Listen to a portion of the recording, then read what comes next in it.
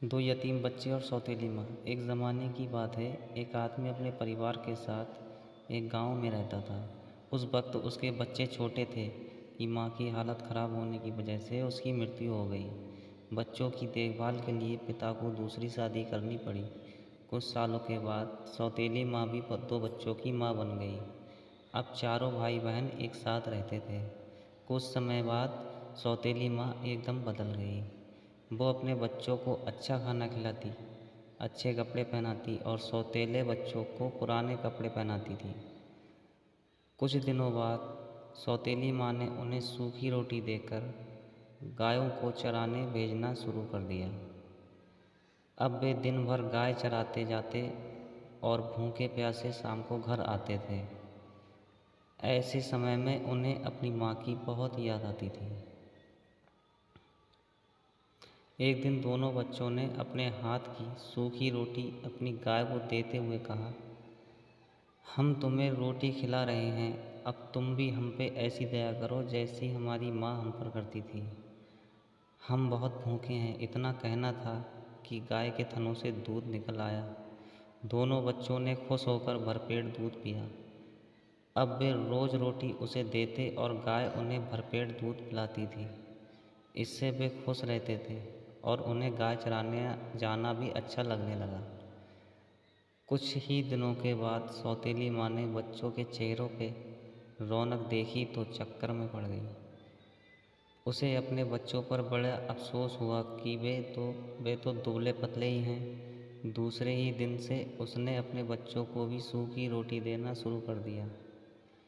2-3 सप्ताह बाद उसने देखा कि बच्चे हट्टे कट्टे होने के बदले कुछ ज़्यादा ही दुबले पतले दिखाई देने लगे थे।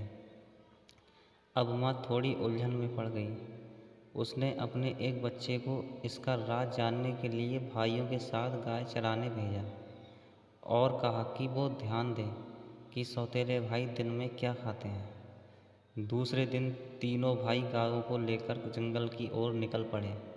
गाँव ने आराम से घास चरी। दोपहर का समय होने को आया।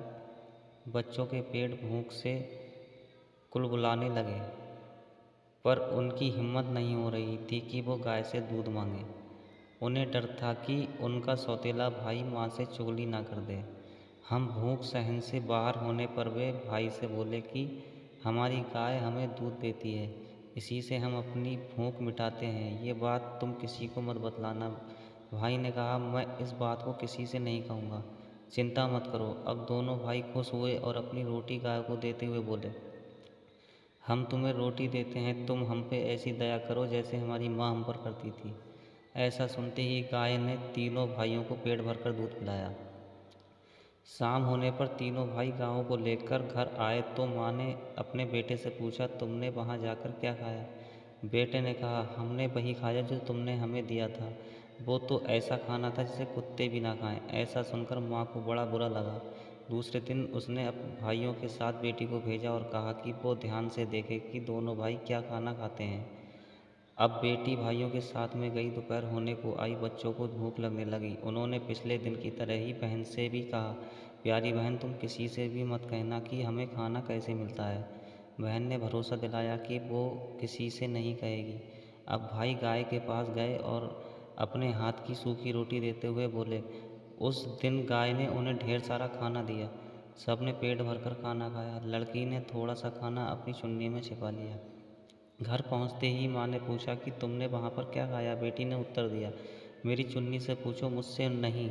माँ ने चुन्नी देखी तो उसमें खाना था। माँ ने पूछा, ये कहाँ से आया? बेटी ने माँ से कहा कि इसका जवाब चुन्नी दे रही है कि खाना गाय ने दिया था। ये जानवर माँ को बड़ा गुस्सा आया कि सौतेले बच्चे मज़े कर रहे हैं। उसने उनकी गाय को ही मारने की ठान ली। उसने बीमार होने का बहाना करके वैद्य से कहा कि वो उसके पति से कहे कि गाय का मांस खाकर ही वो अच्छी हो सकती है। वैद्य ने ऐसा ही किया। उसके पति को कहा कि उसके घर की गाय को ही मारना होगा। बाप ने तुरंत ही बच्चों को समाचार भेजा कि माँ को बचाने के लिए उन्हें गाय को मारना होगा। उसे लेने के लिए वो आ रहे हैं। ये सुनकर दोनों बच्चे गाय के गले में हाथ डालकर रोने लगे। तभी बाप और बेटा वहाँ पर आ पहुँचे। उन्होंने गाय के गले से लिपटे बच्चों को हाथों को हटाकर उन्हें दूर किया और घर को चल पड़े। बच्चे भी पीछे पीछे घर आए और पिता से कहा, पिताजी इसे नहीं मारें, नहीं तो हम फिर से बिना माँ के हो जाएंगे। उनकी बात पर सबने उनकी खिल्ली उड़ाई और उसी समय गाय को मार दिया। माँ ने उसका मांस खाया, उसके पति व बच्चों ने भी खाया, लेकिन इन दोनों भाइयों की आंखों से आंसुओं की धार बहती रही। वे कुछ भी नहीं बोले और जो मांस उन्हें मिला उसे वे अपने खेत में ले गए। उसके बाद आसपास लकड़ी इकट्ठा करके उसका दाह संस्कार किया। उससे जो राख बनी उसे अपने साथ वहाँ ले गए जहाँ वो उसे चराने ले जाते थे। वहाँ उन्होंने एक गड्ढा खोदा और जो अस्थियाँ बची थीं उन्हें व राख को दफना दिया। दूसरे दिन से दोनों भाई फिर से गाय चराने जाने लगे। फ़र्क इतना था कि वो गाय उनके साथ नहीं थी। वे रोज़ अपनी गाय की अस्थियों के पास जाकर प्रेम के 2 आंसू बहाकर दूसरी गायों के साथ घर लौट आते। एक दिन हमेशा की तरह वो गाय चराने पहुँचे तो देखा कि अस्थियों की जगह पर एक सुंदर एलोवेरा का पौधा खड़ा था।